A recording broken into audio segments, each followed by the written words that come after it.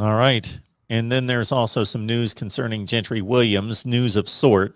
Yeah, so really one of the biggest recruits in the state of Oklahoma this year for the 2022 cycle is Gentry Williams. So, we've talked a little bit about him in the past. Number one recruit in the state of Oklahoma, number two athlete overall in the United States, just in terms of the 247 ranking. So earlier this week, he released his top six. Really no surprise that Oklahoma was in the top six, considering that he is pretty heavy lean to Oklahoma at this point. There's about 6 or 7 crystal ball predictions for Gentry Williams, and all of them are pointing to Oklahoma. So he looks to be a pretty heavy lean to Oklahoma. So again, not a big surprise in terms of him listing Oklahoma within the top 6, but certainly good from a momentum perspective as Oklahoma looks to kind of buck that trend that they've had over the last few years of losing some of the high talent, in-state talent within the state of Oklahoma to other teams. Like Ohio State is one with Josh Proctor a few years ago. So